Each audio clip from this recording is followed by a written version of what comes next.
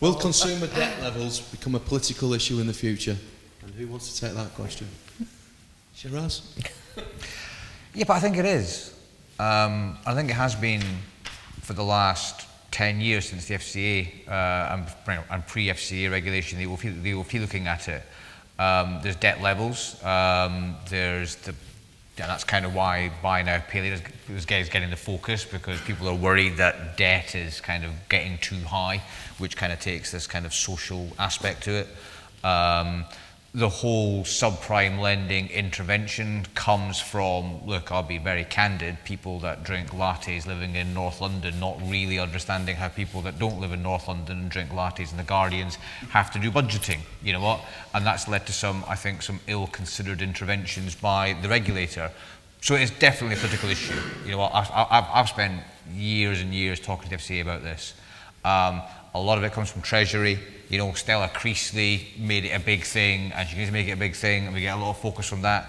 I've done a couple of innovative things in the space with the FCA. The minute an MP writes into stuff, suddenly everything, the whole tone of it changes. So I think it's long been a political issue.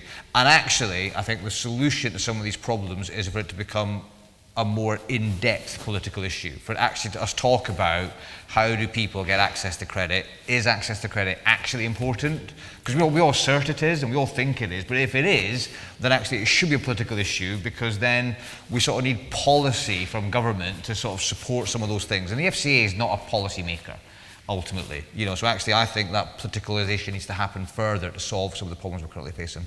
It seems to be like, sometimes it's like the emperor's new clothes, isn't it, with the government? It's like what the hot topic is for the day, that's what they do, so. Yeah. Tony? Yeah, no, I think it, as Sheraz says, it's been a political issue for quite some time, but it's one of those flavour of the month type things, isn't it? Because we know our economy is based on people borrowing and spending and reborrowing and etc. And they have taken a hammer to crack a nut in certain, sectors. But I think it's probably a bit of a thin line that they go against. You can't change the behaviours as we are as a society overnight. There's not enough funding into the organisations, amongst the fairer finance and that sort of. The credit unions don't really have a big enough impact on what's going on. So.